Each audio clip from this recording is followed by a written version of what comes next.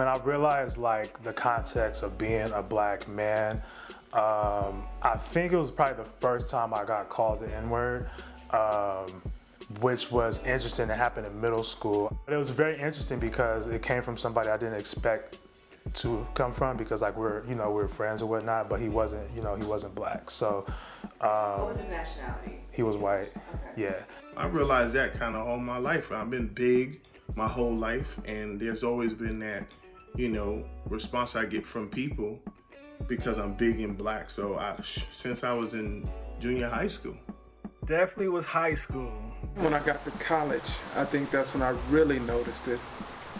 And that's probably with my friend, Ron Settles, who died.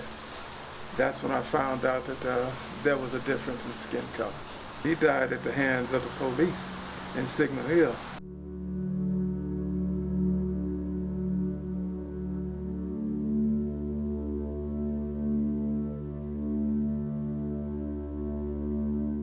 He was an only child. His dad was a real estate broker. Mom was a PhD candidate, and she talked. And yeah, he had a few things. He had a nice car, TR7 and all, but Ron was a good brother, It was a racial profile that went on. They thought racially that, he's driving this type of car and he's black.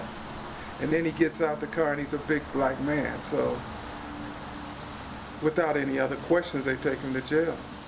And then they killed my brother. They hang him. But then they say that he committed suicide. No way. I was in my 3rd year of college. Might have been my 4th year of college, so it may have been 81. Now they're determined to see that he did not die in vain. Harold Dow has the story.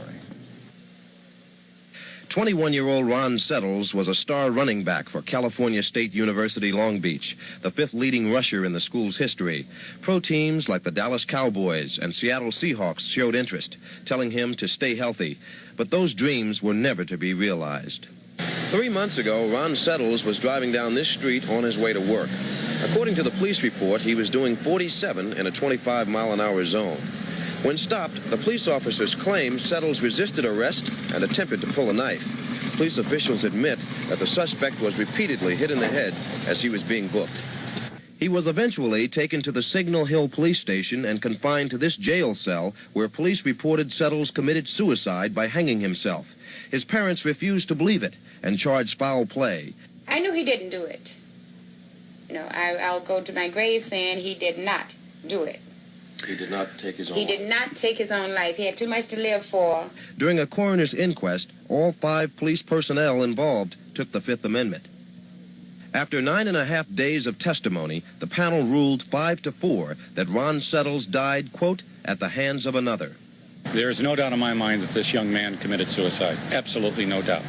All the scientific evidence points to that fact. It's ridiculous to think that this young man, with everything in the world to live for, would kill himself over some bogus, trumped-up charge. Some people don't believe how often I get stopped by the police.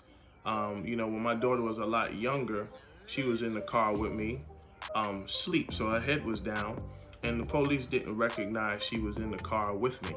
And the anger and hostility that came just from, and honestly, the wild thing, I have no points on my license, and when I tell people I rarely go a month and a half without getting stopped for something, people just be like, yeah, right, that doesn't happen. But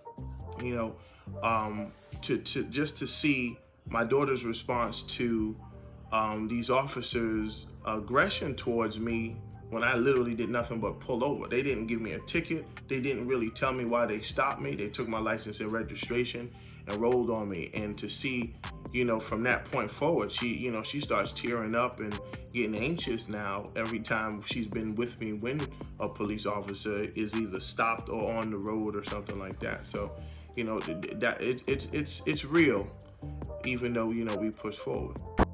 I have most definitely a lot of bias against the police. Just based on my own experience. This is like before I was a therapist. I've tasted the baton before for sure.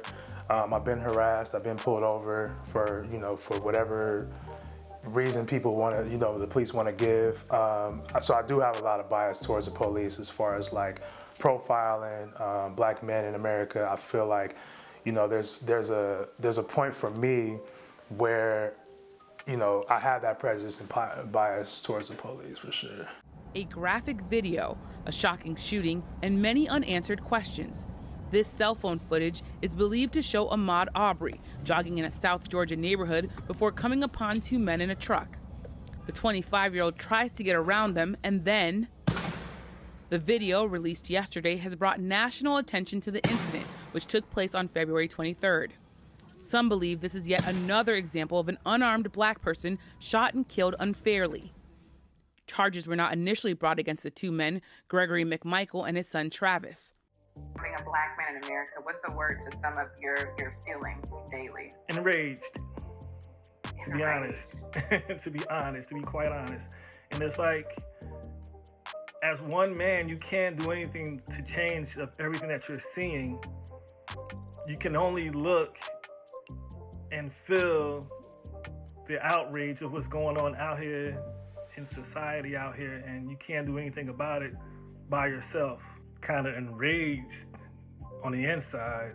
It's like you can't help but think of being a parent, how that can happen to one of your kids. And I know myself, it's happened to young black boys, how hard it's going to be for them and to explain to them when they grow up the things that's going on in the world.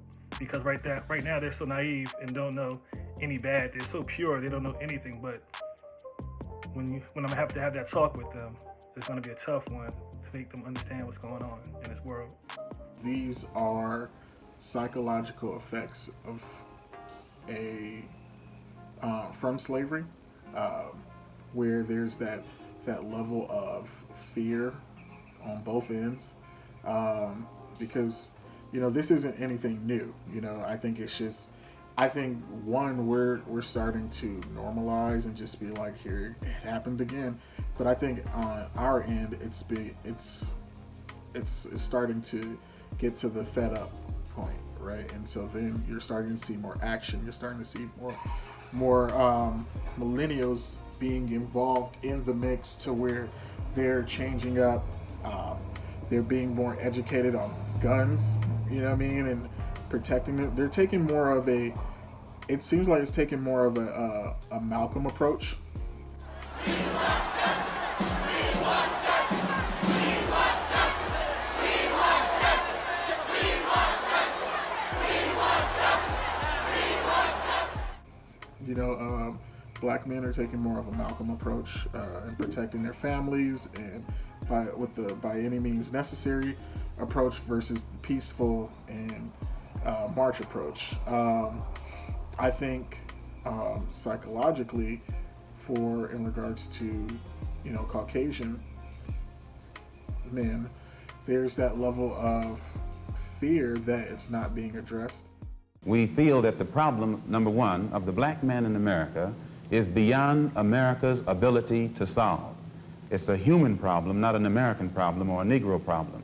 And as a human problem or a world problem, we feel that it should be taken out of the jurisdiction of the United States government and the United States courts and taken into the United Nations in the same manner that the problems of the black man in South Africa, Angola, and other parts of the world, and even the way they're trying to bring the problems of the Jews in Russia into the United Nations because of violation of human rights.